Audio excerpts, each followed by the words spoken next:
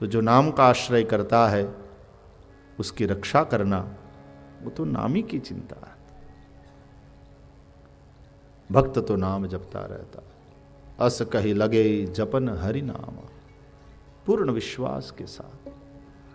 यहां सती जाती हैं, सोचती हैं किस प्रकार परीक्षा करूं। पुनि पुनि हृदय विचार करी धरी सीता कर रूप। सोचा ये सीता की खोज कर रहे हैं तो मैं सीता का रूप लेकर के जाऊं, पता चल जाएगा। सीता का रूप लिया, सीता का रूप धारण करके आगे होई चली पंथ तेहि, जेहि आवत नर भूप। राम लक्ष्मण जिस पंथ पर जा रहे थे उस पंथ पर आगे आगे चली। असली भक्ति जो होती है वो ईश्वर का अनुसरण करती है। ये भक्ति सीता मूर्तिमती भक्ति है।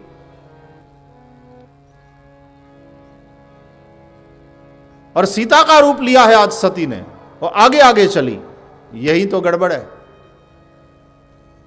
सीता का रूप तो लिया लेकिन सीता की भूमिका को नहीं समझ पाई।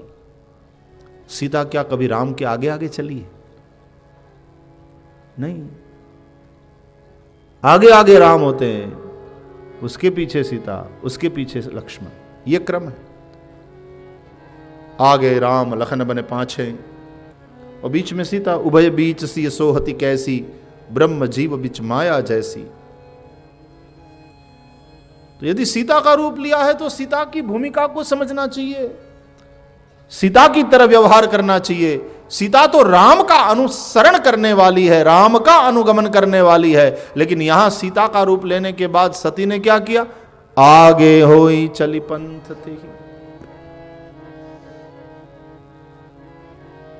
असली सीता तो ये नहीं है, यानी असली भक्ति नहीं है, नकली सीता बनी है। तो जो नकली भक्ति होती है वो क्या करती है? वो भगवान से भी आगे निकल जाती है। क्यों? क्योंकि वो चाहती है कि भगवान की दृष्टि मुझ पर पड़े, भगवान मुझे देखे और पहचाने। असली भक्ति तो भगवान को देखती है, असली भक्ति की दृष्टि भगवान पर होती है। मैं उनको चाहूं, वो मुझे चाहे न चाहे, उनकी मर्जी। जो तुम तोड़ो पिया मैं नाही तोड़ूं,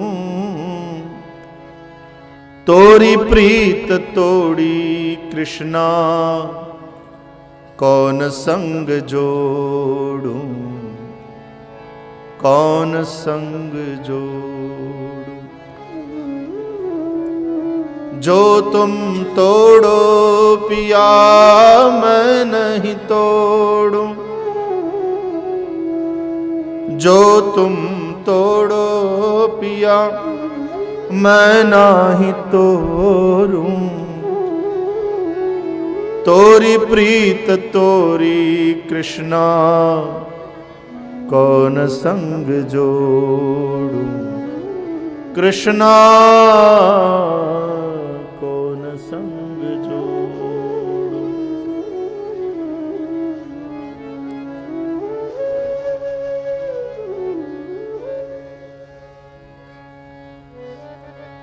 तुम मुझे देखो न देखो, हम तुम्हें देखते रहे।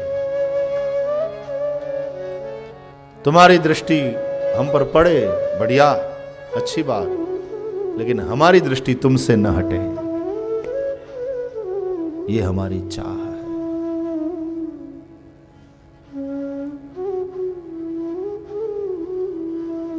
ये असली प्रेम, शरणागत भक्त की भावना।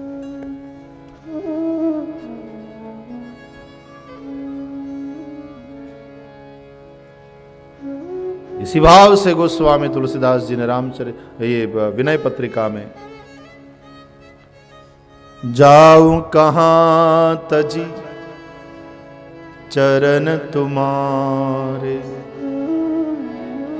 चरण तुम्हारे, काको नाम पतित पावन जग, केहि अति दीन पियारे, जाऊं कहाँ तजी चरण तुम्हारे, चरण तुम्हारे,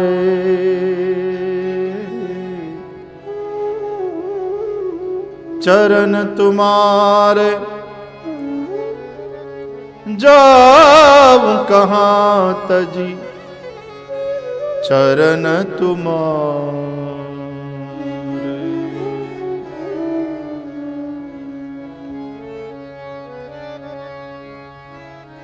भक्त अनन्य भाव से समर्पित हो। जहां सच्चा प्रेम है वहां अनन्यता होगी।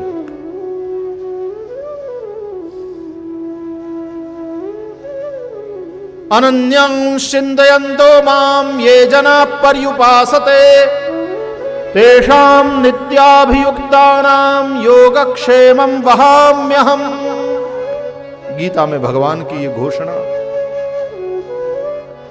जो अनन्य भाव से मुझे भजते हैं उनके योग और क्षेम का वहन मैं करता हूं। योग माने उन्हें जो चाहिए मैं देता हूं, और क्षेम उनकी रक्षा मैं करता हूं। संसार के किसी पुरुष के प्रति अनन्य भाव से कोई पत्नी समर्पित होती है तो वो योगक्षेम की रक्षा करता है। साड़ी मांगी तो साड़ी ला कर दिया, नेकलेस मांगा नेकलेस ला कर दिया, और फिर नेकलेस समेत नेकलेस वाली की रक्षा भी पति की जिम्मेदारी। तो संसार का एक पति यदि ये करता है तो ये जगत पति जो अनन्य भाव से उनके प्रति समर्पित है, उनके योगक्षेम की चिंता नहीं करेगा।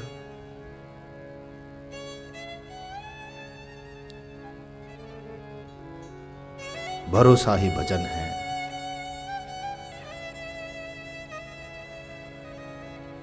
भरोसा नहीं या विश्वास नहीं तो कुछ भी नहीं।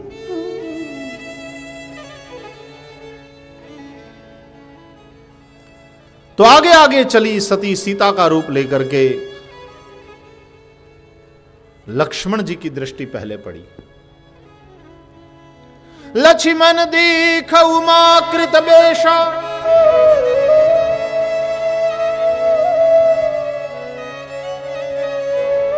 आश्चर्य हुआ लक्ष्मण जी को।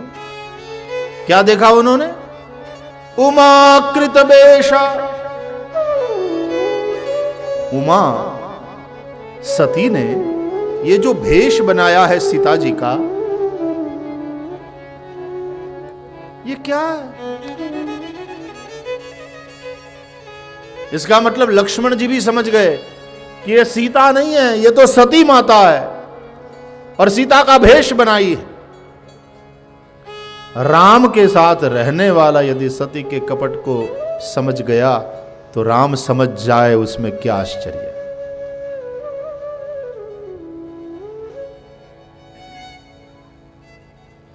जो भगवान के साथ सतत रहते हैं वो भी सामने वाले के नकली बनावटी भावों को, बातों को समझ लेते हैं। तो ठाकुर तो अंतर्यामी है, वो समझ लें, उसमें क्या आश्चर्य है। कही न सकत कछु अति गंभीरा। लक्ष्मण जी गंभीर हो गए, कुछ बोले नहीं। सोचा हो सकता है वही लीलाधर का नाटक चल रहा है, हो सकता है एक नाटक में ऐसी भी एक एंट्री हो कि सती माता ने सीता का रूप बनाकर आना है। तो मैंने स्क्रिप्ट ठीक से नहीं पढ़ा हो तो मुझे याद नहीं कि ऐसी भी कोई एंट्री है, लेकिन मुझे इतना तो पक्का भरोसा है कि यहां पर मेरा कोई डायलॉग नहीं है। इसलिए लक्ष्मण जी मौन रहे।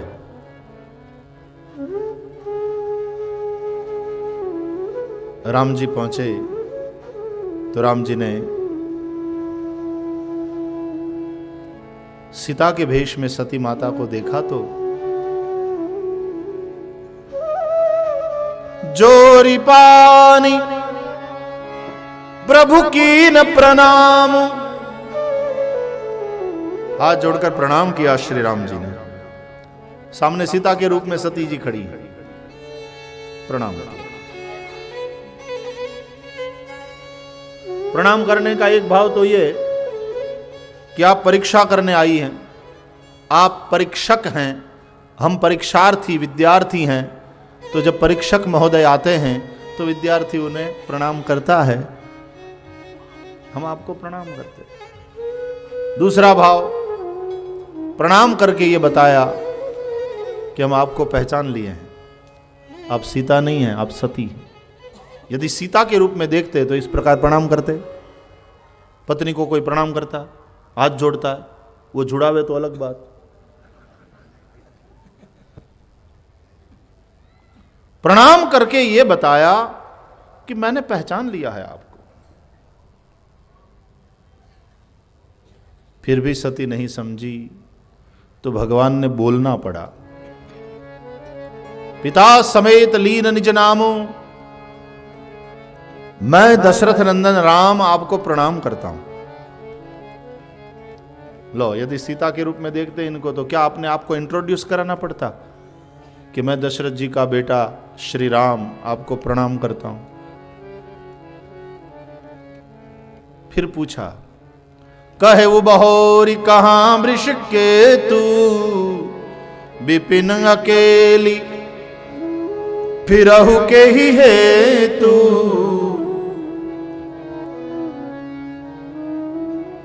मेरे पिता शिवजी कहां हैं?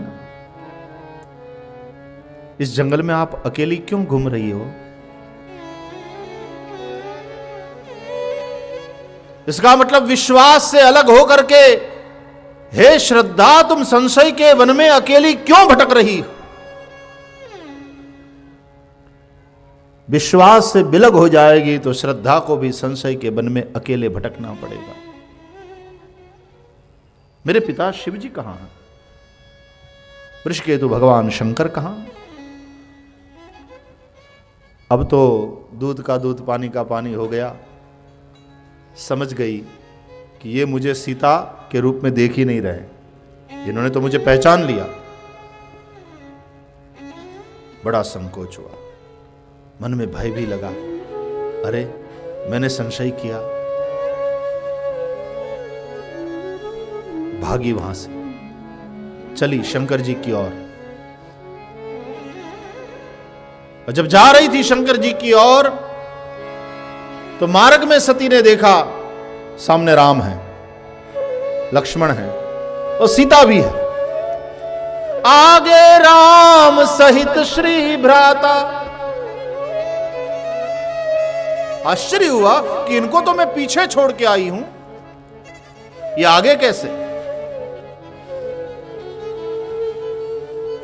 और ये तो सीता को खोज रहे थे, सीता इनके साथ कैसे? फिर चितवा पाछे प्रभु देखा, मुड़कर पीछे देखा तो पीछे सीताराम लक्ष्मण, फिर आगे देखा तो आगे सीताराम लक्ष्मण, इस तरफ देखा तो इस तरफ सीताराम लक्ष्मण, उस तरफ देखा तो वहां सीताराम लक्ष्मण। जहां चितवती तह प्रभु आसीना, जहां भी दृष्टि गई वहां सीताराम लक्ष्मण। भगवान ने अपनी सर्वव्यापकता दिखा दी कि मैं व्यक्ति के रूप में भले ही प्रकट हुआ हूं, लेकिन मैं तो सर्वव्यापक तत्व हूं। अब जब आप परीक्षा करने और जानने आई ही हैं तो पूरा पूरा जान के जाओ। जहां दृष्टि गई वहां सीताराम लक्ष्मण। मति घूमने लगी, चक्कर आए, गिर पड़ी। तो राम जी ने अपनी लीला समेट ली, सोचा डोज थोड़ा ज्यादा हो गया।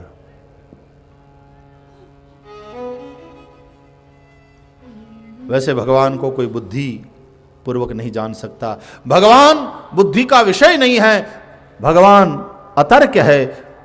ब्रह्म अतर्क बुद्धि मन बानी। और किसी की परीक्षा करने जाओगे तो वो बुद्धि का उपयोग करके ही तो परीक्षा करोगे ना, और भगवान बुद्धि से नहीं जाने जा सकते। लोग कहते हैं God is the most illogical thing in the world, and that's true, I agree. परमात्मा लॉजिकल नहीं है, तार्किक नहीं है, इसलिए विज्ञान आज तक सिद्ध नहीं कर पाया परमात्मा को। लेकिन विज्ञान की कसौटी पर जो खरा नहीं उतरा, वो नहीं है, ऐसा अंतिम सत्य, ऐसी अंतिम घोषणा विज्ञान भी नहीं कर सकता। खोज जारी है, अभी तक सिद्ध नहीं हुआ, काम चालू है।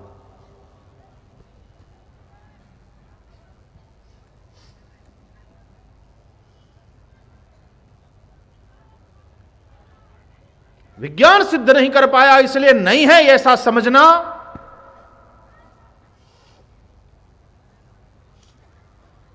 ये तो उचित नहीं है।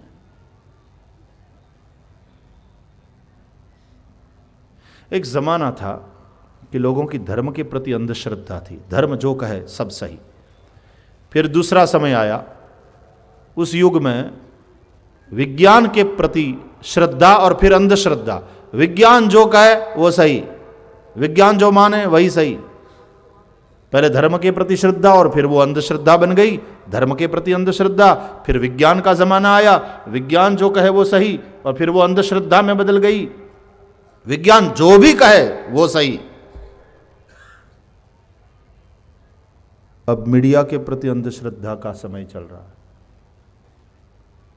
टीवी न्यूज में आ गया, आपने देखा नहीं?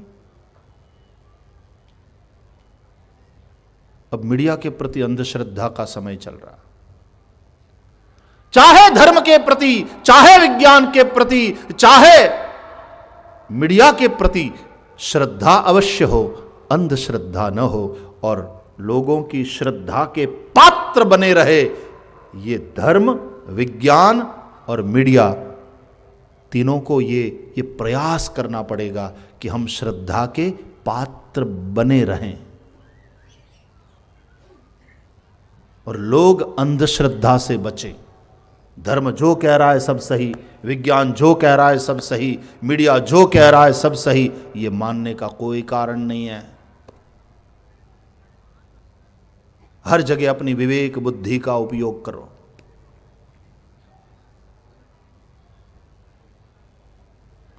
अब तो ब्रेकिंग न्यूज से उब गए, किसी पागल कुत्ते ने काटा तो भी ब्रेकिंग न्यूज। इतनी भरमार है चैनल्स की और इतनी प्रतिस्पर्धा है,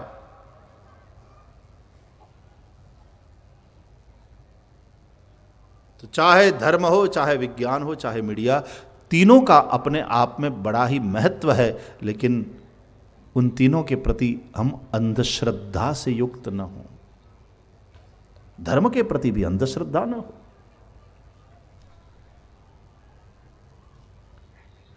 विज्ञान के प्रति अंधश्रद्धा, विज्ञान के प्रति अंधश्रद्धा तो वैज्ञानिकों को भी नहीं है जो सच्चे सही वैज्ञानिक है। तो विज्ञान की कसौटी पर खरा नहीं उतरा ईश्वर, इसलिए वो नहीं है, ये मानना वो तो ना समझी। मैं तो इसका अर्थ इतना ही लगाता हूं, काम चालू है, research is still going on.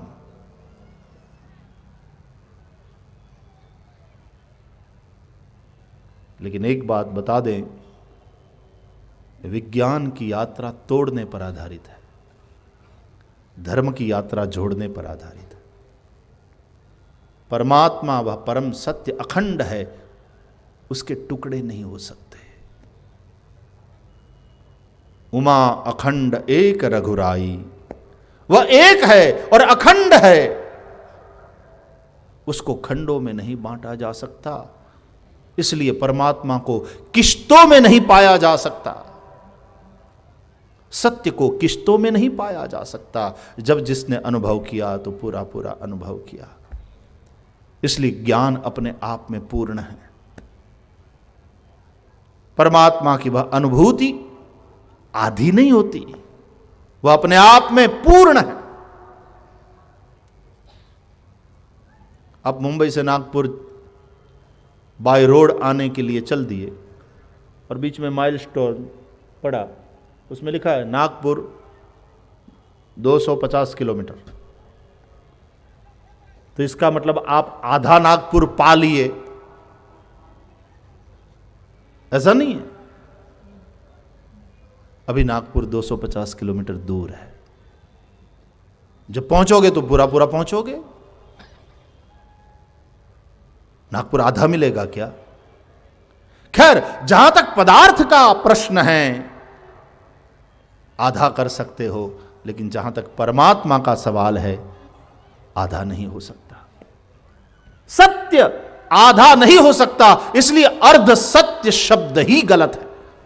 There are few misguiding words, उनमें से एक है अर्ध सत्य। दूसरा अंधविश्वास। विश्वास कभी अंधा नहीं होता है, और जो अंधा हो वो विश्वास नहीं होता है। विश्वास तो त्रिनेत्र है। विश्वास है शिव, शिव के 3 लोचन हैं, उसको अंधा कैसे कह सकते हो? 2 आंखों से देखने वाले को अंधा नहीं कह सकते, तो त्रिलोचन को अंधा कैसे कह सकते हो? विश्वास अंधा नहीं होता है, और सत्य आधा नहीं होता है। अर्ध सत्य impossible, just impossible. This misguiding word, भ्रामक शब्द है ये। सत्य आधा नहीं हो सकता, और जो टुकड़ों में बट जाए वो सत्य नहीं हो सकता।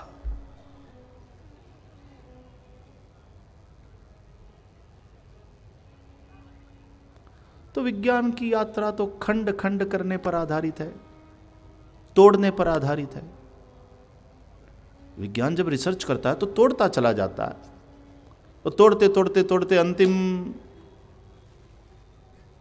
चीज क्या है? बोले एटम।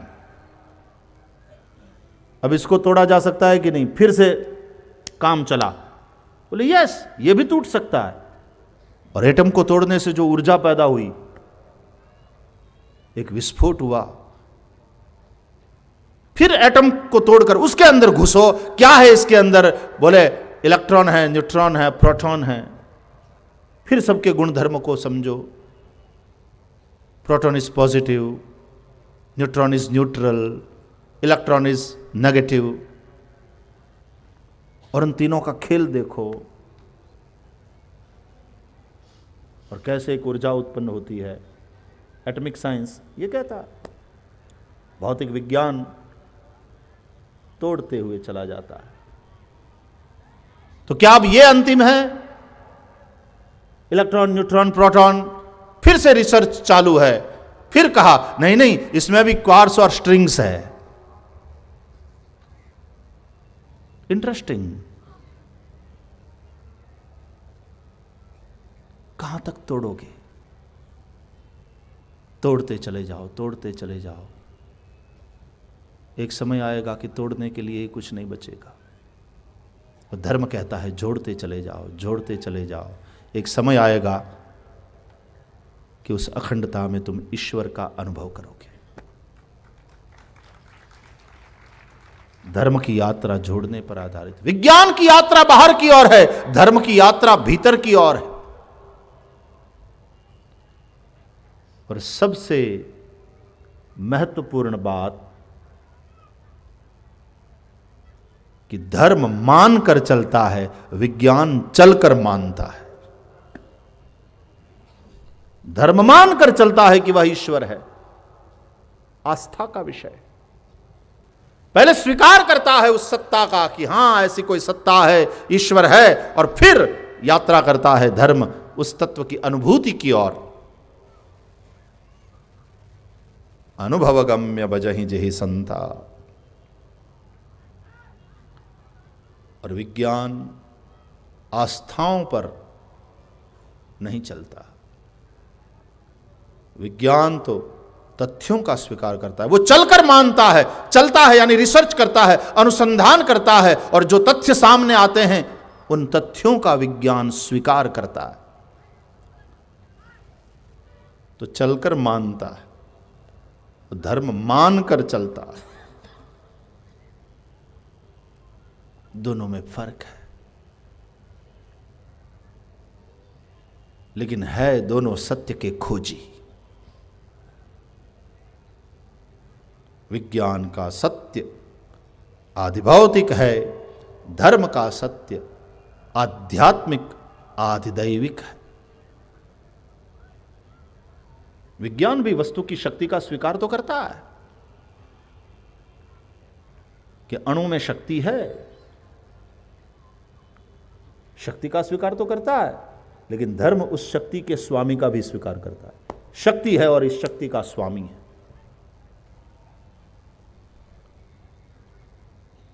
हर चीज का देव है। पानी है तो उसके देव है वरुण,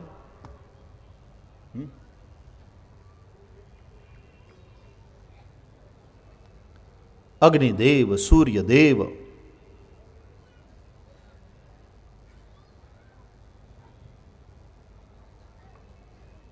उसके देव हैं।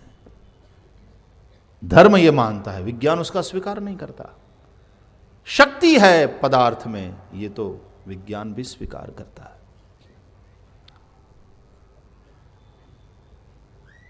वास्तव में धर्म और विज्ञान एक दूसरे के विरोधी नहीं है, दोनों सत्य के खोजी हैं और दोनों मिलकर के व्यक्ति के अंतर और बाह्य जीवन को समृद्ध कर सकते हैं, सुखी बना सकते हैं। विज्ञान गति देता है तो धर्म दिशा देता है। सही दिशा में गति होगी तो उन्नति होगी, प्रगति होगी। विज्ञान पांख है तो धर्म आंख है।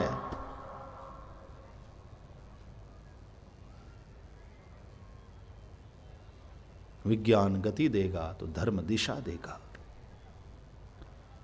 लेकिन चाहे विज्ञान हो चाहे धर्म हो, किसी के प्रति अंधश्रद्धा न हो। साधक को चाहिए विचारशील बने, अपनी विवेक बुद्धि का उपयोग करे।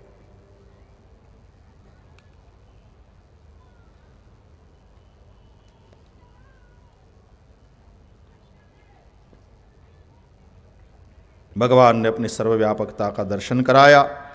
सती जब पहुंची शंकर जी के पास, गई समीप महेश तब हंसी पूछी कुशलात। शंकर जी ने कुशलता पूछी, ठीक हो? अब अभी अभी तो गई है और अभी अभी लौट आई है, इसमें कुशलता पूछने की क्या बात? पत्नी पिहर गई हो, 1.5-2 महीना वहां रहकर तब आई हो, और रेलवे स्टेशन पर पति रिसीव करने गया हो, और तब वो पूछे क्यों, कैसी हो, तबीयत ठीक है, तब तो बात समझ में आती है। लेकिन अभी अभी सब्जी मंडी गई हो और आधे घंटे में सब्जी लेकर लौटी हो और पति पूछे हाय हाउ आर यू, कैसा लगता है?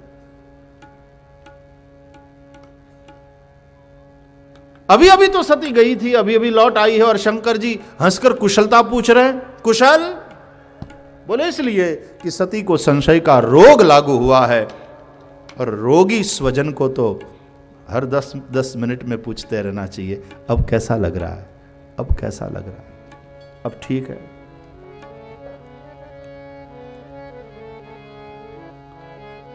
लीनी परीक्षा कवन विधि कहु सत्य सब बात, सच सच बताना किस प्रकार परीक्षा करी। सती डर गई थी, वहां भगवान के प्रभाव को देखा और यहां सोचा कि मेरे पति की बात को मैंने नहीं माना, मैंने संशय किया, तो बोली कछु न परीक्षा लीनी गोसाई, कछु न परीक्षा लीनी गोसाई, के न प्रणाम तुम्हारी ही नाई, के न प्रणाम तुम्हारी नाई। जो तुम कहा सो मृषान होई, जो तुम कहा सो मृषान होई, मोरे मन प्रतीति अति सोई, मोरे मन प्रतीति अति सोई, कछु न परीक्षा लीनी गोसाई। सुन परीक्षा कीनी गोसाई। कीन प्रणाम तुम्हारी ही नाई। कीन प्रणाम तुम्हारी नाई। कोई परीक्षा नहीं करी, मैंने भी आप ही की भांति जाकर के प्रणाम किया। फिर मैंने सोचा कि मेरे पति जो कह रहे हैं वो गलत नहीं हो सकता, इसलिए मैंने भी फिर जाकर प्रणाम ही किया, परीक्षा नहीं करी। बस फर्क केवल इतना, आपने दूर से प्रणाम किया, मैंने प्रभु के पास जाकर के प्रणाम किया। तब शंकर देखे उधर ध्याना, शंकर जी ने ध्यान लगाया, देख लिया सती ने जो कपट किया था, जो झूठ बोला, समझ लिया, मन ही मन मुस्कुराए। तुम कहती हो मैंने दूर से प्रणाम किया और तुमने समीप जाकर प्रणाम किया। भले ही मैंने दूर से प्रणाम किया, लेकिन मैं प्रभु के समीप हूँ। तुम भले ही समीप जाकर प्रणाम करी आई, लेकिन तुम बहुत दूर हो, क्योंकि जो भी कपट करेगा, झूठ का आश्रय करेगा, वो प्रभु के बहुत दूर है। भगवान कहते हैं निर्मल मन जन सो मोहि पावा, मोहि कपट छल छिद्र न भावा। देख लिया शंकर जी ने कि इन्होंने सीता का रूप लिया था और परीक्षा करी थी। सीता तो मेरी माता है, इन्होंने विवेक का विचार नहीं किया, सीता जी का रूप लिया। अब जो करऊ सती सन प्रीति, तो मिटई भक्ति पथ होई अनीति। अब यदि सती के साथ पति पत्नी का रिश्ता रखता हूं तो भक्ति का मार्ग कलंकित होता है, अनीति होगी। इसलिए यही तन सती ही भेंट मोहि नाहि। जब तक सती का यह शरीर है, पति पत्नी के संबंध का अंत। मन ही मन पत्नी के रूप में सती का त्याग किया। वैसे साथ है, लेकिन पति पत्नी के रूप में सती का त्याग। आकाश में आकाशवाणी हुई, धन्य है शंकर जी, कौन है ऐसा भक्त। आपने बहुत कठिन प्रतिज्ञा करी। जब आकाशवाणी ने शंकर जी के प्रतिज्ञा की सराहना करी तो सती ने पूछा, कीन कवन पन कहु कृपाला, सत्यधाम प्रभु दीन दयाला। हे कृपालु, आपने कौन सा प्रण किया कि आकाशवाणी ने सराहना करी? सच सच बताइए। सत्य धाम संबोधन करने में भाव यह है कि मैं तो झूठ बोली, लेकिन आप तो सत्य धाम हैं। सच सच बताइएगा, आपने कौन सी प्रतिज्ञा की? यही होता चला आया। हर झूठ बोलने वाला सामने वाले से सत्य की ही अपेक्षा करता है अपने लिए। अपने लिए सबको सत्य चाहिए, अपने लिए सबको नीति चाहिए, अपने लिए औरों से ईमानदारी की ही अपेक्षा है। खुद भले ही अनीति करे, बेईमानी करे। ये चोर लोग चोरी करते हैं, डाका डालते हैं, जेब कतरे जेब काट लेते हैं, अनीति से धन कमाते हैं। और जब 4-5 चोर एकांत में जाकर के आपस में बंटवारा करने के लिए बैठते हैं तो कहते हैं आज तो बहुत बढ़िया माल हाथ लगा है, चलो भैया अब नीति से बंटवारा कर लो। तो चोरी का माल फिर आपस में जब बंटवारा करते हैं तो नीति से, अनीति से धन कमाओ और आपस में बंटवारा करो तो नीति से। सबको अपने लिए नीति चाहिए, सबको अपने लिए दूसरों से सत्य ही चाहिए। तुम्हारा दिल तो अच्छाई की चाहत से ही भरा हुआ है। तुम सत्य चाहते हो, तुम नीति चाहते हो, तुम ईमानदारी चाहते हो, लेकिन औरों से। धर्म क्या है?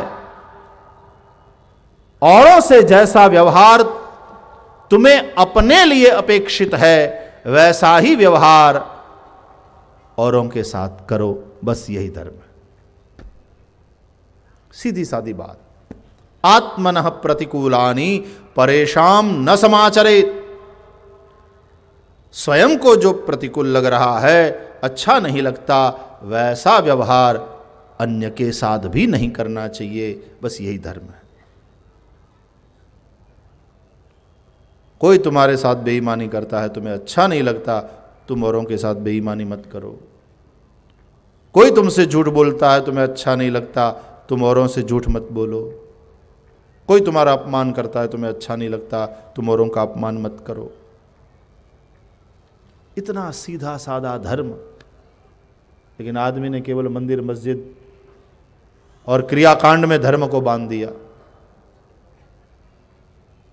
केवल पूजा पाठ में हम धर्म को देखने लगे।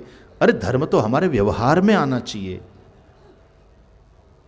आचरण को धर्म कहते हैं। आचार प्रभवो धर्मः धर्मस्य प्रभुरच्युतः। धर्म कोई अमुक घंटा करने की चीज नहीं है, वो कोई नौकरी नहीं है कि 8 घंटा जॉब पे गए। धर्म तो हमारी श्वास है।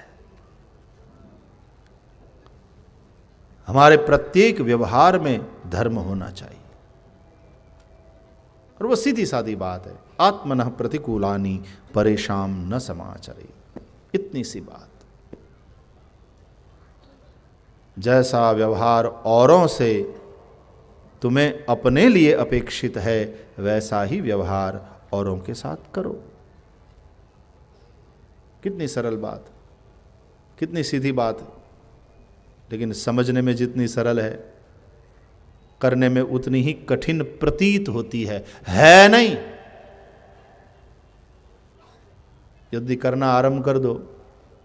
लोगों को झूठ बोलना बहुत सरल लगता है, सच बोलने में बड़ी कठिनाई महसूस होती है।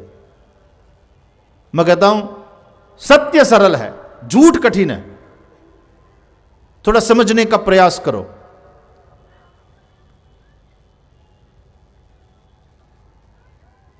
सच का मजा यह है कि सच बोलने के बाद यदि तुम भूल गए तो कोई नुकसान नहीं है,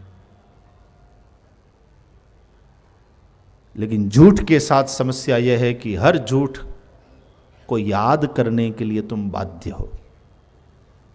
झूठ बोलने के बाद यदि तुम भूल गए तो बड़ा नुकसान होता। इसलिए हर झूठ को याद रखने के लिए तुम बाध्य हो,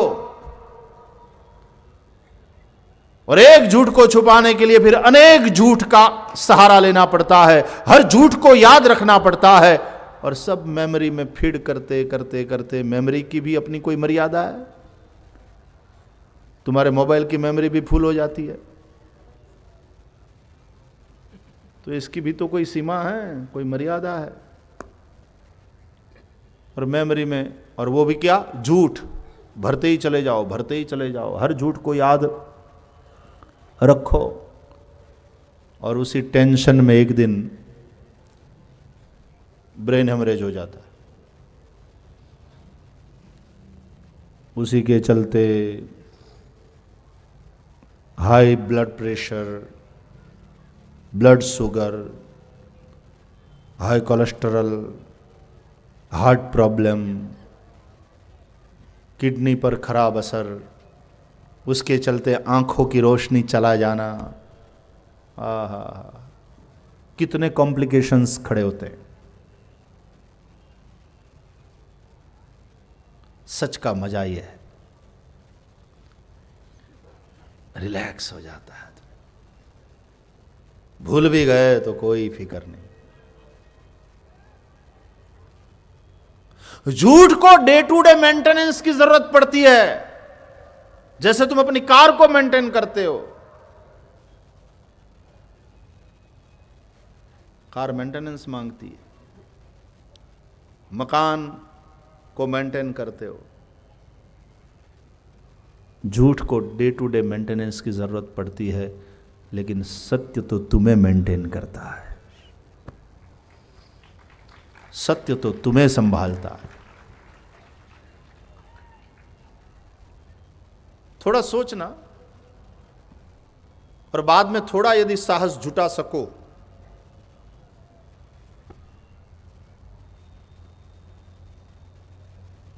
इतना तनाव मुक्त जीवन जियोगे, लेकिन उसके लिए साहस जुटाना पड़ेगा।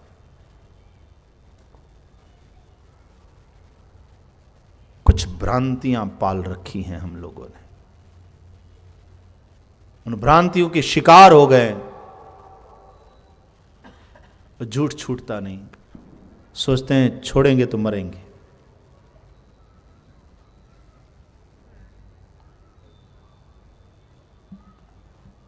एक बात बताओ भैया, झूठ क्या है?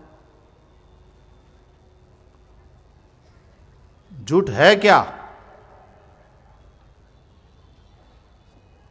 बताऊं? छुपाया हुआ सच।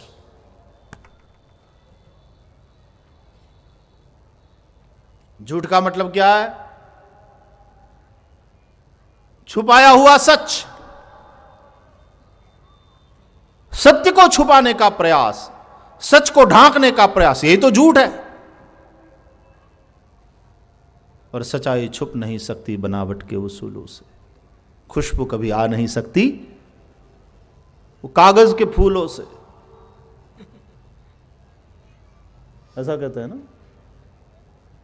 सच्चाई छुप नहीं सकती बनावट के उसूलों से। बादल सूर्य को ढांक तो सकते हैं, लेकिन बादल सूर्य को मिटा नहीं सकते। झूठ के द्वारा सच को छुपा तो सकते हो, लेकिन सच को नष्ट नहीं कर सकते, मिटा नहीं सकते। झूठ क्या है? छुपाया हुआ सत्य, सच को ढांकने का प्रयास।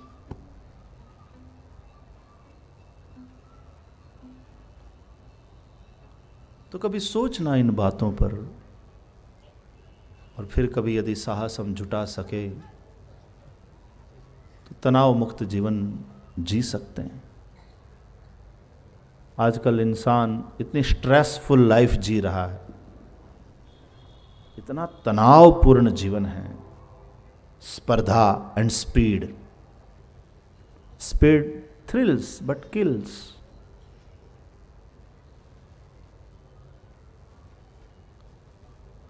रास्ते पर लिखा हुआ मिलता है, अपघाताचे वळण, आणि अपघाताची जागा पुढे आहे। एक गुजराती मेरे साथ निकला महाराष्ट्र के अंदर, बोले ये आत्महत्या की जगह आगे है, ऐसा क्यों लिखते हैं ये लोग? मैंने कहा अपघाताची जागा मतलब आत्महत्या की नहीं। अपघात म्हणजे अकस्मात, ॲक्सिडेंट। अपघाताची जागा पुढे आहे मतलब सुविधा आहे। तुम्हाला अपघात करायचा काय? तग मागे वा। क्या पुढे जा, क्या कहते हैं? हाँ, अपघाताची जागा पुढे आहे, पुढे जा। इसका मतलब है सावधान। स्पीड और स्पर्धा इतना तनाव से भर दिया इंसान को। सब भागे जा रहे हैं, भागे जा रहे हैं, और स्पीड में और स्पीड में और गति से, और एक दूसरे से आगे निकल जाना है, लेकिन जाना कहां है किसी को पता नहीं।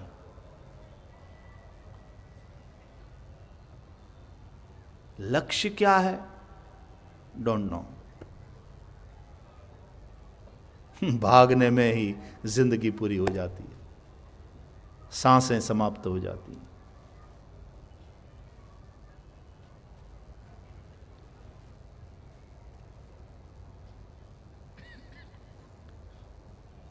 एक किसान था, मजबूत था। राजा के पास आया, महाराज हम आपकी प्रजा है और इतने दुखी हैं, आप हमारे लिए कुछ करिए। क्या करूं, इतने हत्थे कट्टे हो, काम करो।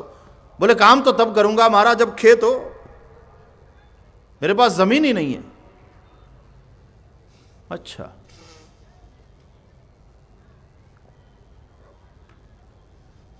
कितनी जमीन चाहिए? बोले थोड़े से काम नहीं चलेगा महाराज, मैं हट्टा कट्टा हूं, बहुत काम कर सकता हूं, जमीन भी उसी हिसाब से यदि ज्यादा होगी तो मैं बहुत कुछ कर सकता हूं। अच्छा, राजा ने कहा कल सुबह का सूरज निकलते ही तुम दौड़ना शुरू करना, यहां से।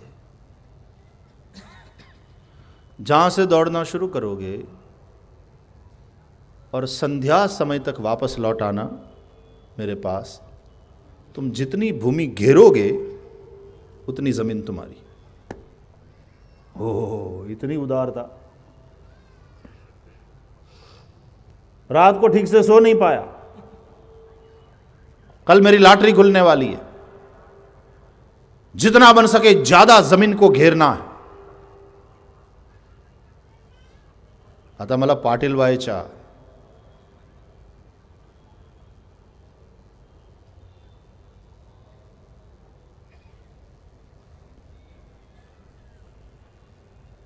सूरज निकलते ही उसने दौड़ना शुरू किया। शर्त यह है कि सूरज डूबने से पहले पहले आ जाना चाहिए यहां। यदि नहीं पहुंचे यहां, इस जगह, इस पत्थर को तुमने नहीं छुआ तो कुछ भी नहीं मिलेगा। रात भर सो नहीं पाया, खुशी के मारे प्लान करता रहा। किस और बढ़िया खेत है, किस और नहर है, किस और की जमीन ज्यादा उपजाऊ है, उस और भागना है, उस जमीन को घेरना। सूरज निकलते ही एकदम तैयार। जैसे ही सूरज निकला राजा ने कहा भाग, और वो भागा दौड़ते हुए। बढ़िया वाले खेत, हरे भरे खेत, तालाब, घेरता रहा जमीन, भागता रहा भागता रहा भागता रहा, बिना कुछ खाए पिए। आज का दिन है, जितना बन सके जमीन को घेर लूं। मध्याह्न समय हुआ, अब उसने वापस लौटना चाहिए था।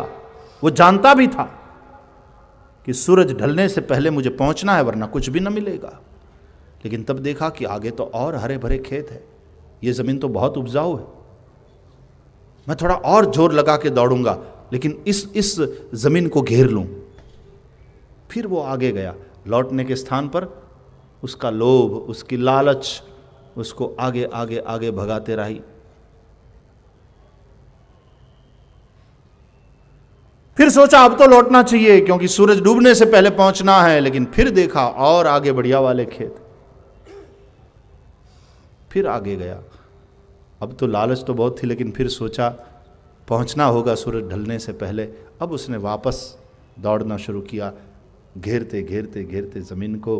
बस सूरज डूबने की तैयारी में है। राजा खड़ा है, पश्चिम की ओर देख रहा है और यहाँ उस तरफ देखता है। अभी तक वो नहीं आया, अभी तक नहीं आया। आते दिखाई पड़ा। अब तो बिना खाए पिए इतना लंबा चक्कर लगाया उस किसान ने, सांस फूल गई, शरीर थकने लगा, पांव टूटने लगे। लेकिन जितनी थी शक्ति को इकट्ठा करके दौड़ने का प्रयास कर रहा था। उसका ध्यान भी पश्चिम में सूरज, डूबते सूरज की ओर है। यहाँ जहाँ राजा बैठा है वहाँ तक पहुँचते पहुँचते पांव लड़खड़ा रहे हैं, बिल्कुल शरीर में ताकत नहीं। 10 फुट दूर रहा, गिर पड़ा, सूरज डूब गया, इसकी सांस चली गई, मर गया।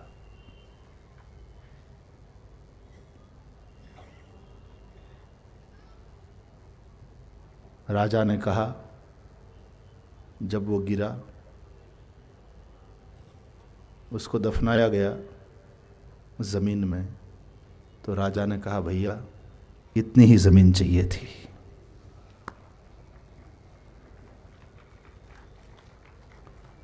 कितना दौड़ा, कितना भागा, किसके लिए और साथ क्या गया।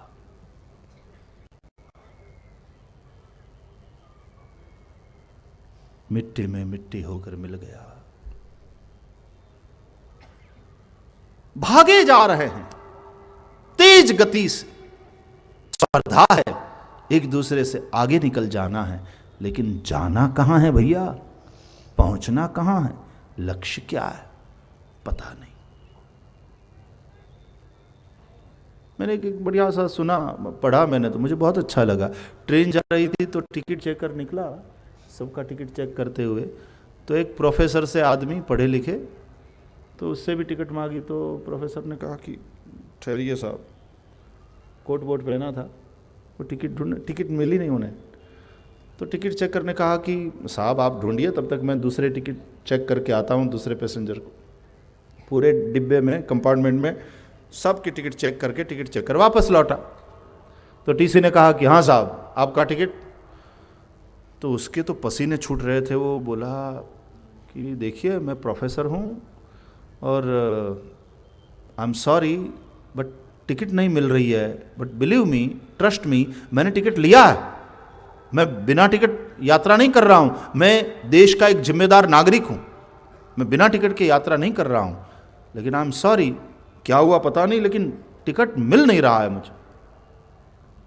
तो नक्शिक देखा टीसी ने प्रोफेसर महोदय को और कहा कि ओके आई ट्रस्ट यू, आप अच्छे इंसान लगते हैं, पढ़े लिखे हैं, एक जिम्मेदार नागरिक आप दिख भी रहे हैं, आई ट्रस्ट यू, मैं मानता हूं कि आपने टिकट लिया, नो प्रॉब्लम, ओके। कह करके टीसी जाने लगा तो प्रोफेसर बोले एक्सक्यूज मी 1 मिनट। बोले क्या है? मैंने कह दिया ना, मैं कोई दंड नहीं कर रहा हूं, मैंने मान लिया कि आपने टिकट लिया है। बोले नहीं, प्रॉब्लम दूसरी है। क्या? बोले अब कहां उतरना है मुझे कैसे पता चलेगा, टिकट गुम हो गई, मैं जा कहां रहा हूं, ट्रेन में यात्रा तो कर रहा हूं, लेकिन मैं जा कहां रहा हूं मुझे पता नहीं। भुलक्कड़ प्रोफेसर, बड़े विद्वान होते हैं वैसे, लेकिन भुलक्कड़ भी बहुत होते हैं। एक पार्टी में एक प्रोफेसर महोदय हाथ में वो कोल्ड ड्रिंक का ग्लास, सॉफ्ट ड्रिंक का, किसी महिला से मिले तो बोले hello how are you beautiful lady, लगता है हम पहले कहीं मिले हैं, मैंने आपको कहीं देखा है। तो वो बहन बोली हद हो गई, मैं आपकी पत्नी हूं। वो भूल गया।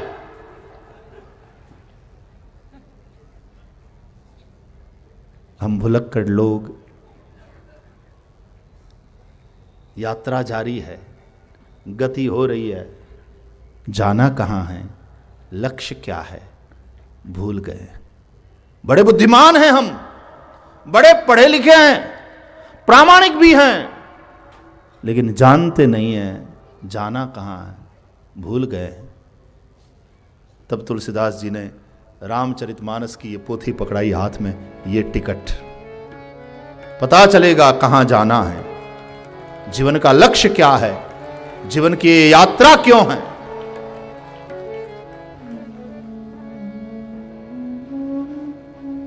संसार की आपाधापी में इंसान भूल जाता है।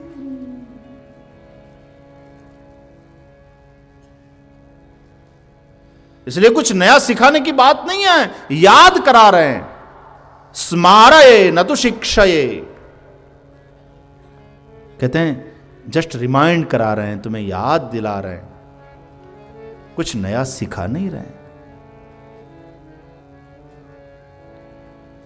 आए कहां से और अब जाना कहां तुम्हें, आए कहां से और अब जाना कहां तुम्हें, मन में यही विचार लो बस हो गया भजन, अरे आदत बुरी सुधार लो बस हो गया भजन, मन की तरंग मार लो बस हो गया भजन। कस्त्वं को हम कुत आयातः कामे जननी को मे तातः इति परिभावय सर्वम सारम विश्वम त्यक्त्वा स्वप्न विचारम, भज गोविंदम भज गोविंदम गोविंदम भज मूढ़मते, प्राप्ते सन्निहिते मरणे नहि नहि रक्षति डुक्रुई करणे, भज गोविंदम गोविंदम भज मूढ़मते। भगवान शंकराचार्य कहते हैं।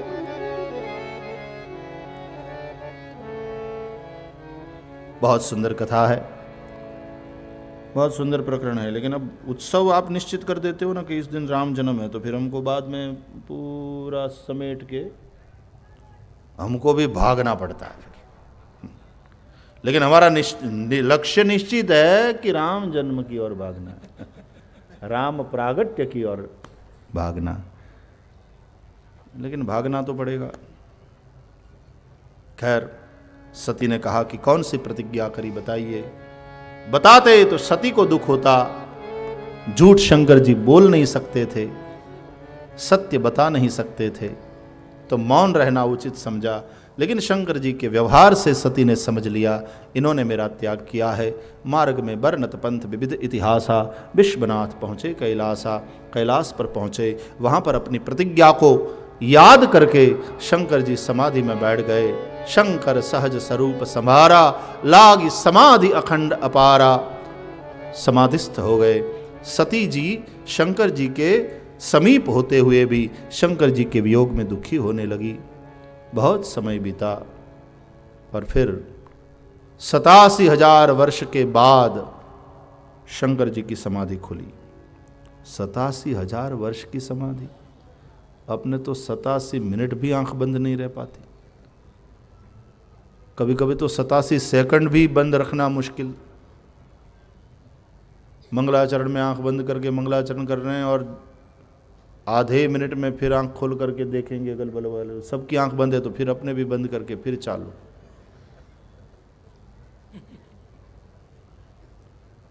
सतासी 87,000 वर्ष की समाधि। बोले हाँ, शंकर जी अविनाशी है।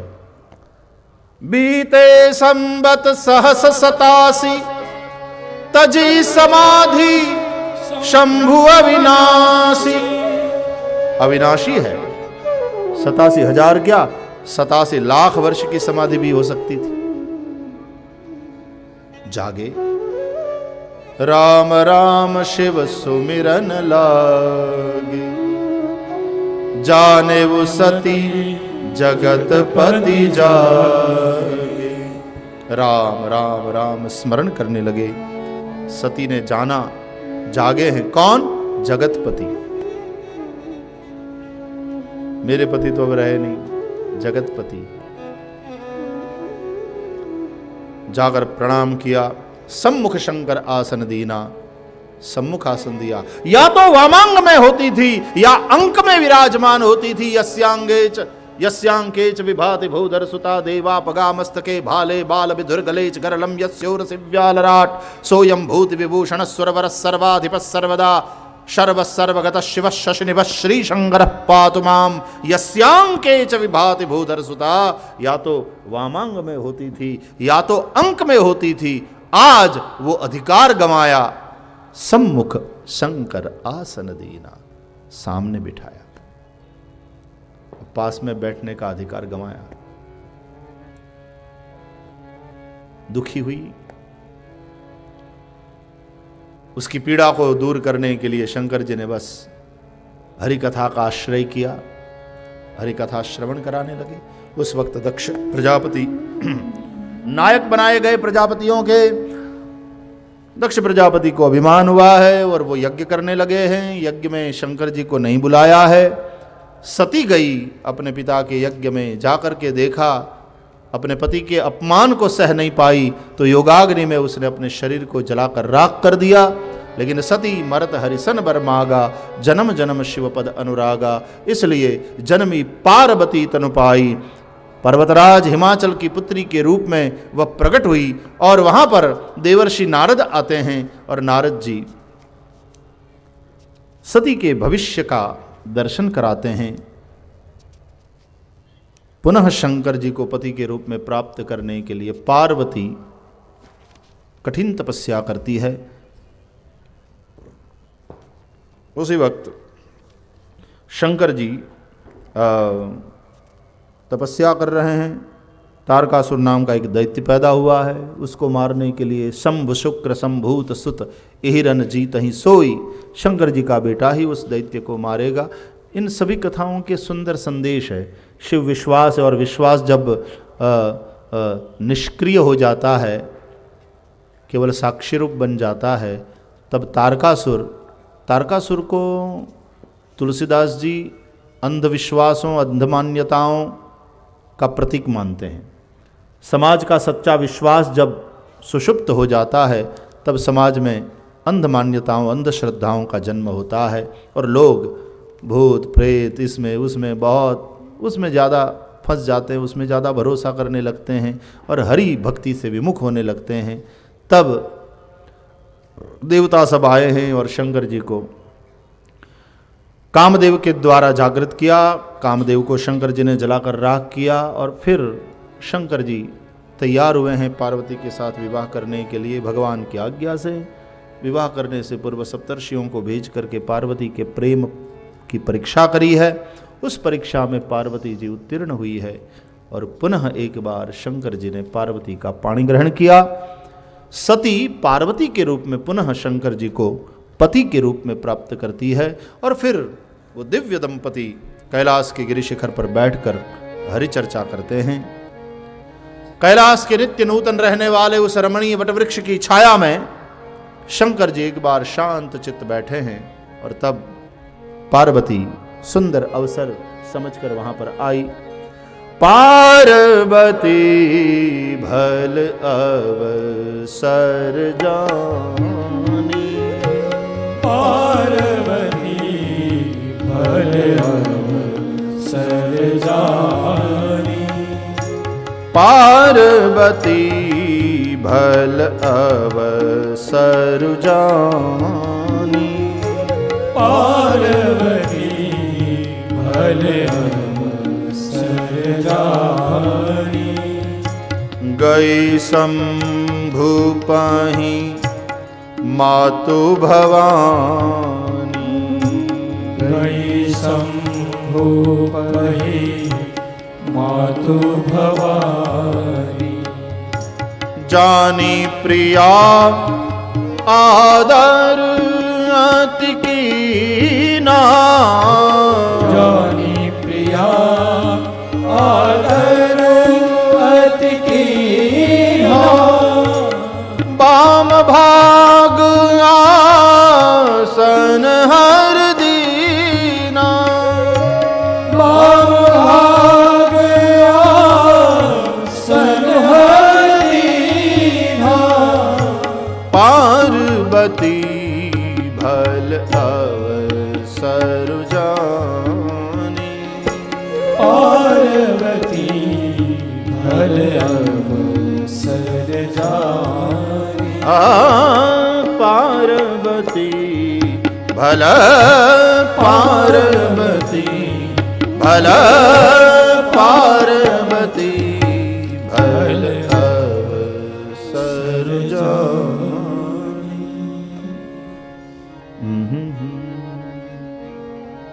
जाकर प्रणाम किया। शंकर जी ने वाम भाग में आसन दिया, पुनः बाएं भाग में बैठने का अधिकार प्राप्त कर लिया। पूर्व जन्म की कथा मन में आई, पुनः वही प्रश्न दोहराई, जो नृप तनय तो ब्रह्म किमी नार बिरह मति भोरी। मुझे भगवान की कथा सुनाइए, राम ना की महिमा का गान कीजिए। मुझे ये बताइए, निर्गुण निराकार जो ब्रह्म है उसको सगुण साकार बन करके, जो जगत का कारण है उसको किसी का कार्य क्यों बनना पड़ा, जो जगत का बाप है वो किसी का बेटा बन करके क्यों आया, जगत पिता को किसी के पुत्र के रूप में क्यों प्रकट होना पड़ा। भगवान की लीला से संबंधित प्रश्न पूछे हैं और उन प्रश्नों के उत्तर में शंकर जी ने भगवत कथा सुनाना आरंभ किया है। निर्गुण सगुण की महिमा का गान किया और फिर कहा, देवी जो निर्गुण निराकार है वही भक्तों की भक्ति के वशीभूत होकर के सगुण साकार बन करके आ जाते हैं। भौतिक विज्ञान भी जिस तरह कह रहा है कि पदार्थ के तीन ही रूप है, घन, द्रव और वायु, solid form, liquid form and gas form. जिस प्रकार जल को शीतलता देते देते देते शून्य से और नीचे ले जाते हैं टेम्परेचर को, तो जल बर्फ के रूप में परिवर्तित हो जाता है, तो जो द्रव रूप है वो घन रूप में परिवर्तित हो जाता है। उसी प्रकार भक्तों की भक्ति के वशीभूत होकर के निर्गुण निराकार ब्रह्म सगुण साकार के रूप में प्रकट हो जाता है। भक्तों के लिए भगत भूमि भू सुर सुर बिसुर हित लाग कृपाल करित चरित धरि मनुज तनु सुनत मिटहि जगजाल। भगवान के अवतार के कारणों की चर्चा किया है महादेव जी ने। एक तो जो प्रसिद्ध बात है गीता के अनुसार भी, यदा यदा ही धर्मस्य ग्लानिर्भवति भारत अभ्युत्थानम अधर्मस्य तदात्मानं सृजाम्यहम। उसी अनुसार जब जब होई धर्म के हानि बाढ़ही असुर अधम अभिमानी करई अनीति जाय नहीं बरनी सीधहि विप्रधेनु सुर धरनी तब तब प्रभु धरि विविध शरीरा हरहि कृपा निधि सज्जन पीरा। जब जब धर्म की हानि होती है, अधर्म की वृद्धि होती है। गीता में ग्लानि शब्द है, यदा यदा ही धर्मस्य ग्लानिर्भवति भारत, और रामचरितमानस में हानि, जब जब होई धर्म के हानि, तो तब तब भगवान भिन्न भिन्न रूपों में अपने आप को प्रकट करते हैं, धर्म संस्थापन करते हैं, दुष्टों का दमन और साधुओं का परित्राण करते हैं। फिर भी भगवान श्री राम के अवतार के 5 कारणों की चर्चा महादेव जी के द्वारा हुई। एक में सती वृंदा का श्राप, एक में नारद जी का श्राप, एक में सनत कुमारों का भगवान के दोनों द्वारपाल जय विजय को श्राप, एक में प्रताप भानु को ब्राह्मणों का श्राप। 5 में से 4 कारणों में तो श्राप की चर्चा है, केवल एक कारण में वरदान की बात है। मनु और शत्रुपा को वरदान मिला है।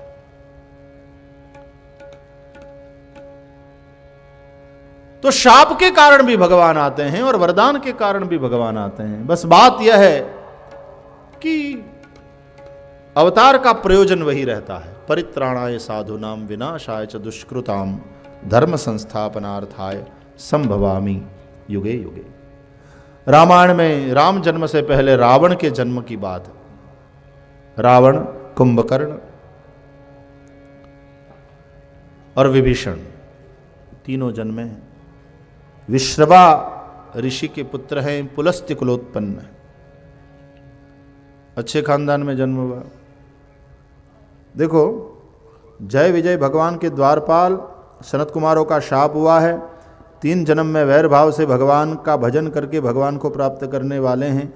वे दोनों सबसे पहले सत्ययुग में दीति के पुत्र बनकर हिरण्याक्ष हिरण्यकशिपु के रूप में पैदा हुए। फिर दूसरे जन्म में त्रेता युग में रावण और कुंभकर्ण के रूप में पैदा हुए। और फिर तीसरे जन्म में द्वापर के अंत में शिशुपाल और दंतवक्त्र के रूप में प्रकट हुए। तो सत्ययुग में तो वो दैत्य बनकर प्रकट हुए, दीति के पुत्र हैं, दैत्य हैं।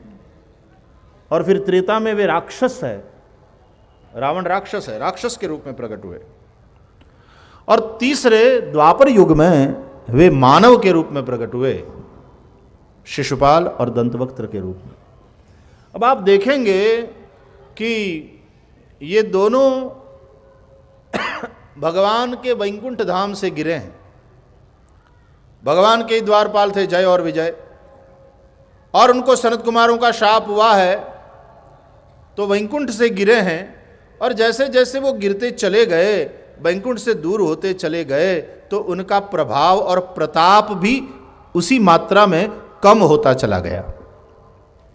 तो दीति के पुत्र हिरण्याक्ष और हिरण्यकशिपु का जितना प्रताप है और जितना प्रभाव है और जितना वैभव है उन लोगों के पास, उतना वैभव रावण के पास भी नहीं है।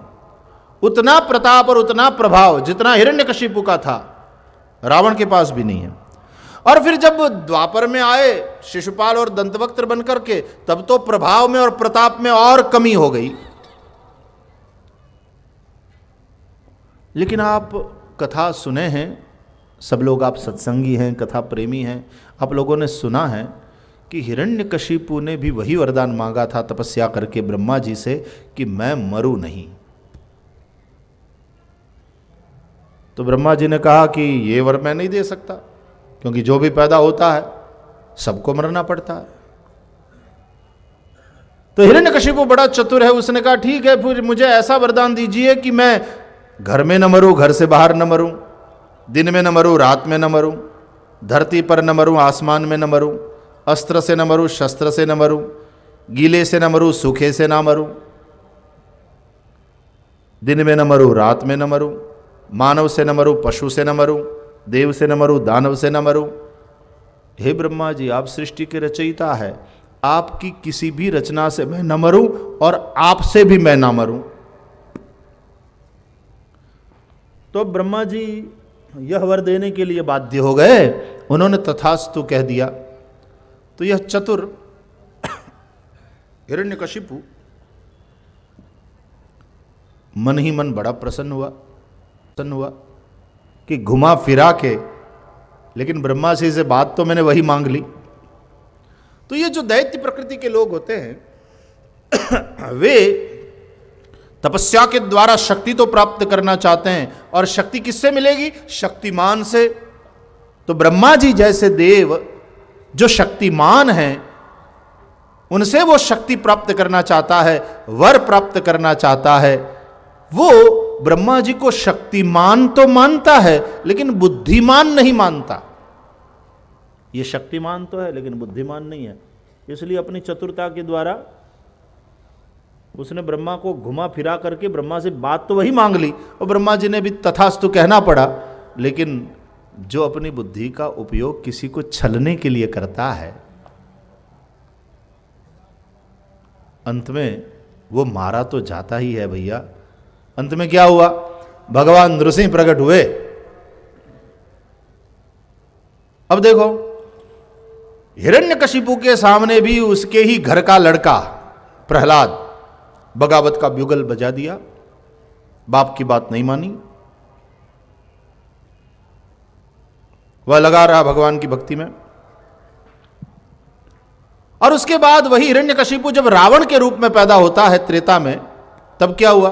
फिर से घर के ही एक भाई ने बगावत कर दी, बात नहीं मानी।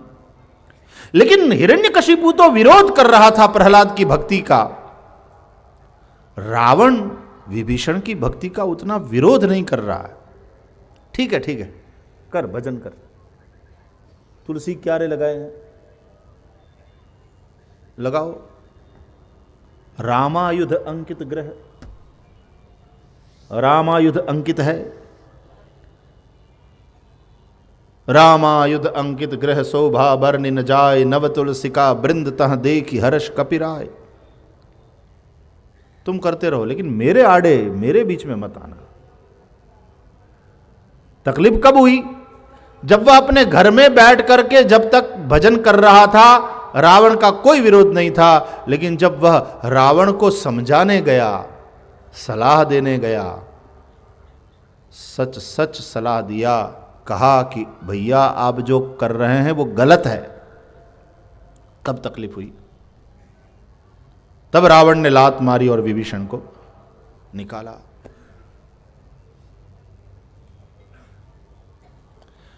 अब फिर वो तीसरे जन्म में जब शिशुपाल के रूप में प्रकट होता है द्वापर के अंत में, तो आपने सुना होगा कि वो शिशुपाल जब पैदा हुआ तो चतुर्भुज था और 3 आंखें थी, 4 भुजा 3 आंखें। होता है ना, आज भी ऐसे बच्चे पैदा होते हैं। एक बच्ची पैदा हुई थी, अभी भी उसका ऑपरेशन किया गया, न्यूज़ चैनल्स ने बताया, डॉक्टरों ने सफल ऑपरेशन किया और उसके 2 हाथ 2 और पांव जो थे वो निकाल दिए, उसको सही सही रूप दे दिया, आकार दे दिया। बच्ची जीवित है, स्वस्थ है, मेडिकल साइंस का उपकार है। तो 4 भुजा और 3 आंखों वाला पैदा हुआ। अब आपने कथा सुना होगा कि वो शिशुपाल जो है वो कन्हैया के बुआ का लड़का लगता है, सगी बुआ का लड़का है। ये मामा बुआ के भाई हैं। अब उसके विषय में यह कहा गया कि इसके 4 हाथ है और ललाट में एक तीसरी आंख है। अब जिसको देखने के बाद, जिसकी गोद में जाने के बाद इसकी 2 भुजा और 1 आंख गायब हो जाए, समझना चाहिए उसी से इसकी मृत्यु है। तो एक बार श्री कृष्ण जब वहां गए बुआ जी के घर, तो बुआ जी के लड़के को देखा और बुआ जी ने अपना लड़का दे दिया कृष्ण की गोद में। तो उस बालक को गोद में लेते ही उसकी 2 भुजा गायब हो गई और 1 आंख भी समाप्त हो गई, मिट गई। तो वैसे तो उसने सही रूप पा लिया, लेकिन तब बुआ चौंकी कि अरे इसका मतलब कन्हैया से मेरे बच्चे की मृत्यु है। तो कहा कि देखो कन्हैया, तुमसे एक बात मांगती हूं, हो सकता है भविष्य में ये मेरा छोरा तुम्हारा अपराध करे और तुम मेरे बच्चे के अपराध को क्षमा करना। बुआ जानती है कृष्ण का प्रताप प्रभाव। तो श्री कृष्ण ने कहा 100 गुना माफ करूंगा। 100 से ऊपर गया तब बोले तब उसका उद्धार करूंगा। तो नृसिंह के रूप में हिरण्यकशिपु का उद्धार, राम रूप में रावण का और कृष्ण रूप में शिशुपाल का। ये रावण और फिर जय और विजय दोनों द्वारपाल हैं। वो 3 जन्म में वैर भाव से भगवान का भजन करके पुनः शाप मुक्त होकर के वैकुंठ पधारे हैं। ये कथा है। श्रीमद् भागवत में भी ये कथा है, श्रीमद् रामचरितमानस में भी अवतार कारणों की चर्चा में यह कथा है। बड़ी सुंदर कथा है। एक एक कथा इतनी सुंदर है भैया कि 4-4 घंटे का, एक दिन का प्रवचन चाहिए एक एक कथा के पीछे। ऐसे तो 5 कारणों की चर्चा है, लेकिन समयाभाव के कारण उन सभी कथाओं को हम प्रणाम करते हैं। हरि अनंत हरि कथा अनंता, कहाँ ही सुनहि बहुविधि सब संता। तो पहले रावण के जन्म की कथा है। भैया उजाले की जरूरत तभी पड़ती है जब घनी अंधियारी रात हो। दिन में कोई क्यों बल्ब ऑन करेगा, लाइट ऑन करेगा? किसी ने ऑन करके भी रखा है तो कहेंगे ए भाई स्विच ऑफ करो, क्यों लाइट का बिल बढ़ाते हो? वैसे भी लोड शेडिंग है नागपुर में और तुम बढ़ा रहे हो, बिजली व्यर्थ ही खर्च कर रहे हो। तो घने अंधकार में प्रकाश की आवश्यकता महसूस होती है। बस रावण की वृत्ति जब प्रभावी होने लगी तभी राम तत्व के प्रागट्य की आवश्यकता समाज को महसूस हुई। समाज के ऋषिमुनि, संसार के ऋषिमुनि सब साधना में रत रहने लगे। रावण का बड़ा अत्याचार बढ़ने लगा। रावण, कुंभकर्ण और भाई विभीषण, विभीषण भक्त हैं, कुंभकर्ण बड़ा तमोगुणी है, रावण बड़ा अहंकारी है। रावण ने यक्षों के पास जो नगर था उस पर धावा बोल दिया और उस नगर को छीन लिया। स्वर्णकोट वाली वह नगरी थी लंका, वहां उसने राजधानी बनाया।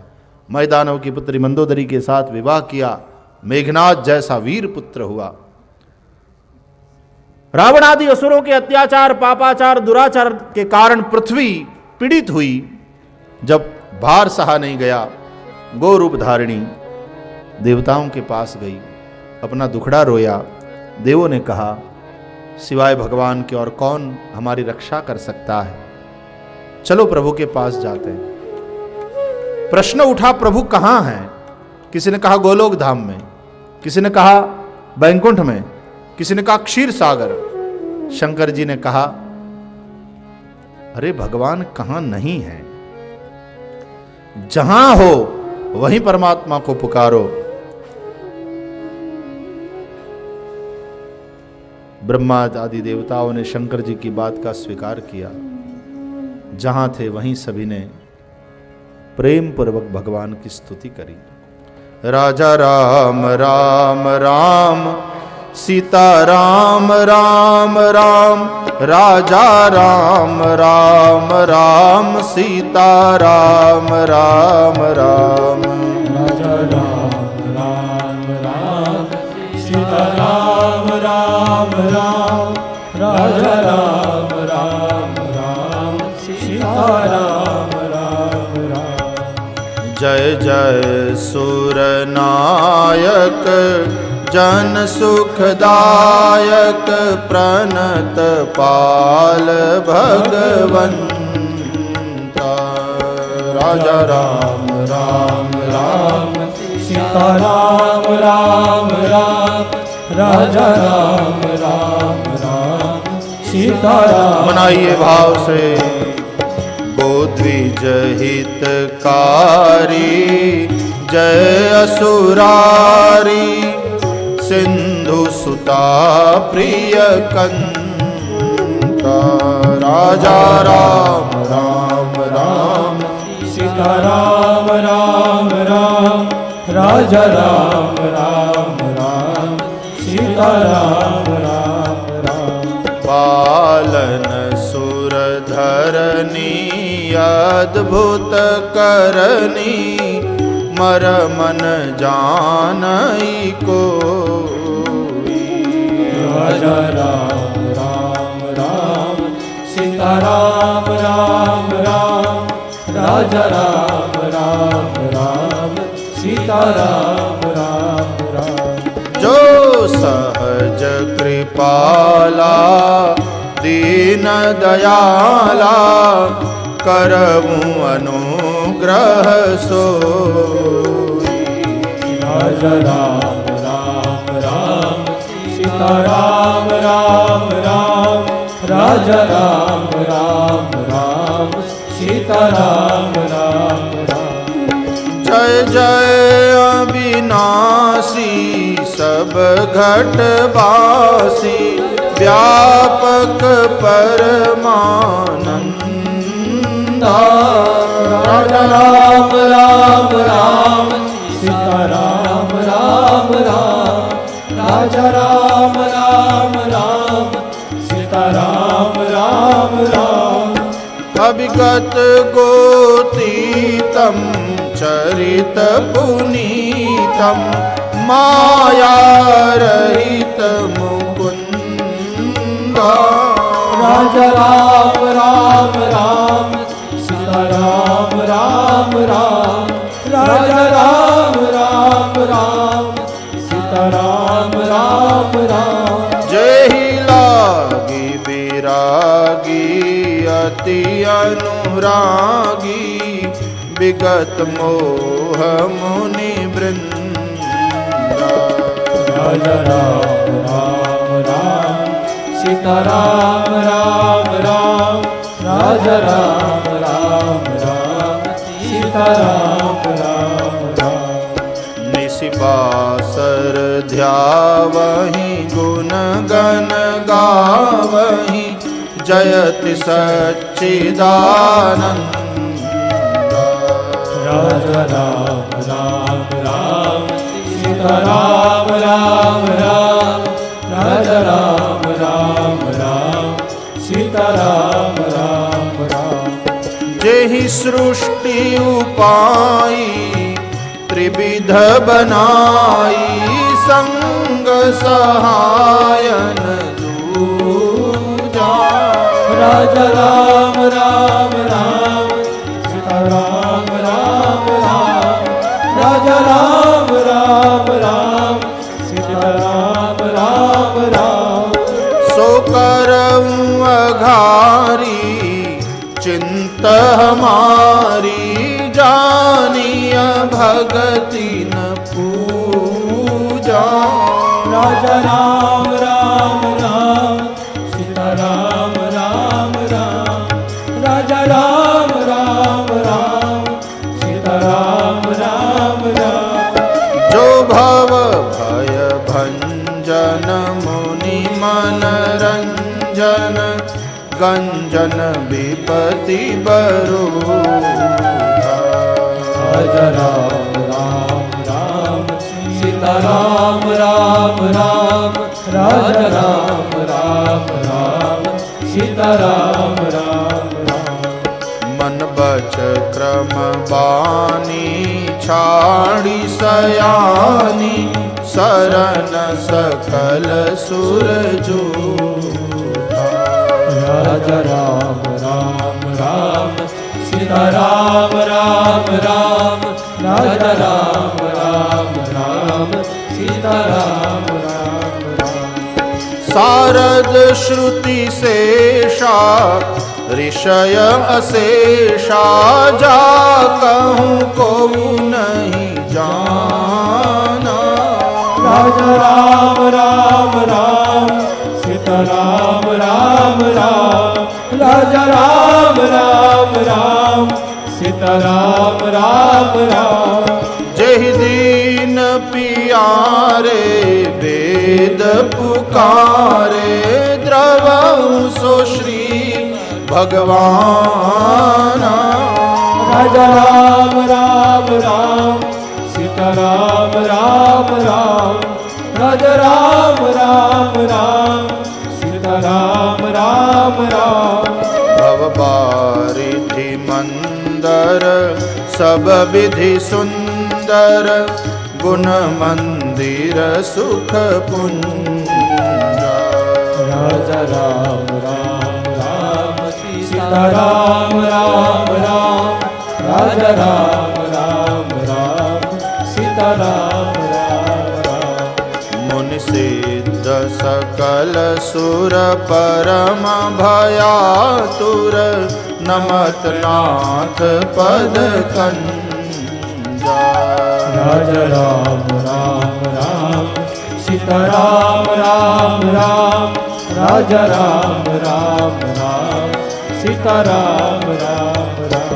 राजा राम राम राम सीता राम राम राम। राजा राम राम राम सीताराम राम राम। राजा राम राम राम सीता राम राम राम। राजा राम राम राम सीताराम राम राम। राजा राम राम राम सीता राम राम राम। राजा राम राम राम सीताराम राम राम। राजा राम राम राम सीता राम राम राम। राजा राम राम राम सीताराम राम राम। राजा राम राम राम सीता राम राम राम। राजा राम राम राम सीता राम राम राम। राजा राम राम राम सीताराम राम राम। राजा राम राम राम सीताराम राम। राम राजा राम राम राम सीता राम राम राम। राजा राम राम राम सीता राम राम राम। राजा राम राम राम सीताराम राम राम। राजा राम राम राम सीताराम राम राम। जान सभय सुर भूमि सुनी बचन समेत स्नेह गगन गिरा गंभीर भई हरनि शोक संदेह। ब्रह्मादि देवताओं की स्तुति सुन करके आकाश में आकाशवाणी हुई, हे देवताओं, डरना नहीं, मैं अपने अंश समेत रघुवंश में प्रकट होऊंगा, भूभार हरण करूंगा। कश्यप और अदिति ने बहुत तपस्या किया है, वे दशरथ और कौशल्या के रूप में प्रकट हुए हैं। उनको मैंने पूर्व में वर दिया है, तदनुसार मैं उनका पुत्र बन करके उनके घर में प्रकट होऊंगा। नारद के वचन को सत्य करूंगा, भूमि के भार को हरण करूंगा, दुष्टों का दमन और साधुओं का परित्राण करूंगा। आकाशवाणी को सुनकर के ब्रह्मा जी ने सब देवताओं को ढाढ़स बंधाया और कहा कि प्रभु हमारे कार्य के लिए प्रकट हो रहे हैं, तो हमें भी चाहिए कि भगवान के साथ साथ सेवा में चलें। इसलिए सब देवता बानर और रीछों के रूप में प्रकट हुए हैं। भूमि को ढाढ़स बंधाया, धरणी देवी गई। और यहाँ गोस्वामी तुलसीदास जी भगवान श्री राम के प्रागट्य के लिए हम सबको ले चलते हैं अयोध्या की ओर। आइए मनुष्य शरीर से अवध की ओर चले। अवधपुरी रघुकुल मनि राहु। अवधपुरी रघुकुल मनि राहु। वेद विदित तेहि दशरथ नाम। वेद विदित तेहि दशरथ नाम। धर्म धुरंधर गुण निधि ज्ञानी। धर्म धुरंधर गुण निधि ज्ञानी। हृदय भगति मति सारंग पानी। हृदय भगति मति सारंग पानी। अवधपुरी रघुकुल मणिरा। अवधपुरी रघुकुल मणिरा। वेद विदित तेहि दशरथ नाम। वेद विदित तेहि दशरथ नाम। अयोध्या नगर है, वहां रघुकुल मणि दशरथ जी राज्य कर रहे हैं। धर्म धुरंधर है, गुण निधि है, ज्ञानी भी है। कोरे ज्ञानी नहीं है, उनके हृदय में भक्ति है, मति में सारंग पाणी है, मति सदैव प्रभु में रहती है। कौसल्यादि नारी प्रिय सब आचरण पुनीत। कितनी पत्नियां हैं, कितनी रानियां हैं, उस चर्चा में तुलसीदास जी नहीं गए।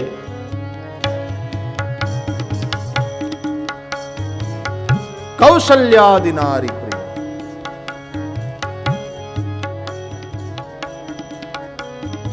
कई ग्रंथों में 300 से उपरांत रानियां भी बताई गई, लेकिन जिस प्रकार रामचरितमानस में प्रसिद्ध है तदनुसार ये 3 कौशल्या, सुमित्रा, कैकेयी। लेकिन तुलसीदास जी ने लिखा कौशल्यादि नारी। कौशल्यादि उनकी पत्नियां हैं। कैसी हैं? प्रिय। सभी प्रिय है रानियां। ये तो कोई अप्रिय होती है, कोई अप्रिय होती है, यहां तो सभी प्रिय है। सब प्रिय क्यों हैं? क्योंकि सब आचरण पुनीत, सभी पुनीत आचरण वाली, सबका आचरण पुनीत है। पुनीत आचरण क्या है? बोले पति अनुकूल। पत्नी के लिए सबसे पुनीत आचरण यदि कोई है तो वो है पति के अनुकूल बनकर के रहना। सीता जी के विषय में लिखा तुलसीदास जी ने, वाम भाग शोभति अनुकूला। है वाम भाग में खड़ी सीता जी, कहलाती है वामा स्त्री, लेकिन पति से वाम नहीं है, उल्टी नहीं है। वाम भाग शोभति,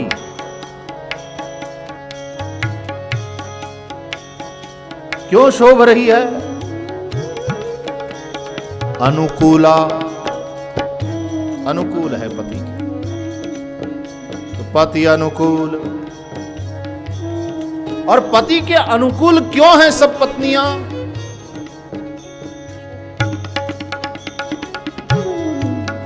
प्रेम दृढ़,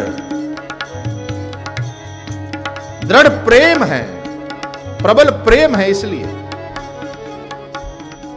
वरना स्त्री कह सकती है कि हम ही उनके अनुकूल बने, क्या उनका फर्ज नहीं बनता? वो हमारे अनुकूल नहीं हो सकते, हम महिलाओं को ही सब करना पड़ेगा। मेल डोमिनेटिंग सोसाइटी में पुरुष जो कहे वही चलता है, हमारी कोई मर्जी ही नहीं। जिमि सुतंत्र भय बिगड़ी नारी, लिखा है रामचरितमानस। नदी जिस प्रकार किनारों की मर्यादा में रह करके बहती है तो सुंदर लगती है और जीवन दात्री बनती है, उसी प्रकार स्त्री रूप नदी भी मर्यादा के बंधन में रहे। पति अनुकूल क्यों? बोले प्रेम दृढ़। यदि प्रेम है तो आप सामने वाले के अनुकूल बन ही जाएंगे, कोई शिकायत ना होगी।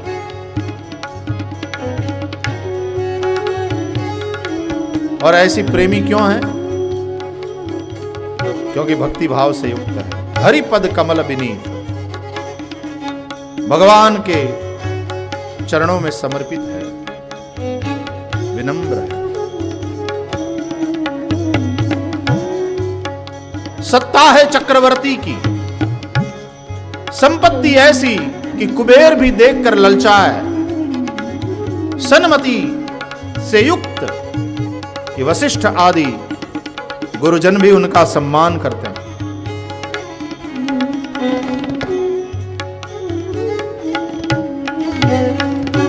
बस कमी है तो केवल संतति की, और एक बार संतान की वह कमी खली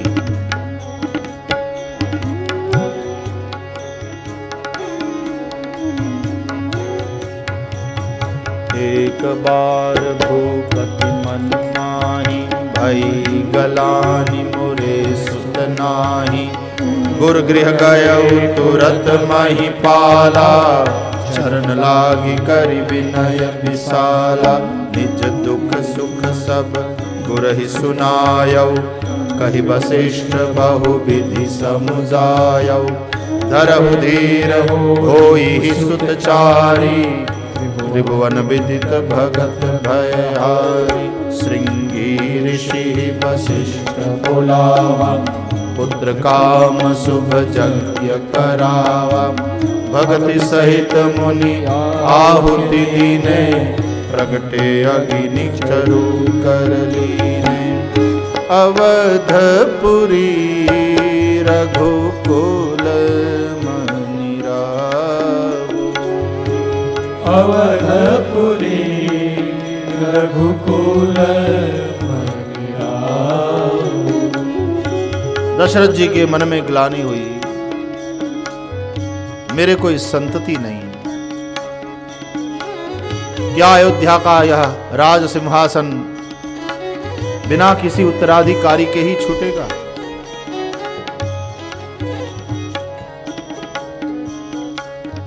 दुखी होकर गुरुगृह गए, वशिष्ठ जी के आश्रम में प्रणाम किया, अपना दुख सुख सुनाया। केवल दुखड़ा नहीं रोए, यह भी कहा कि गुरुदेव आपके आशीर्वाद से सब प्रकार से सुखी हूं, बस केवल एक बात का दुख है, अवध के राज सिंहासन को अभी तक उत्तराधिकारी नहीं मिला। क्या मेरा यह वंश मुझसे समाप्त हो जाएगा? बस इतना ही सुनना था। और वशिष्ठ जी बोले, राजन धैर्य धारण करो, धरहु धीर हो यही सुतचारी। त्रिभुवन विदित भगत भयहारी। एक नहीं 4 पुत्र होंगे, और वे भी साधारण नहीं, त्रिभुवन विदित, और भक्तों के भय को हरने वाले। अब आगे वाली सारी जिम्मेदारी गुरुदेव ने ही ले लिया। श्रृंगी ऋषि को बुलाया तो वशिष्ठ जी ने बुलाया, पुत्रेष्ठ यज्ञ कराया तो वशिष्ठ जी ने कराया, आहुति दिया तो भक्ति सहित मुनि आहुति दी ने। और तब हाथ में चरु का पात्र लेकर के अग्निदेव प्रकट हुए। बोलिए यज्ञ नारायण भगवान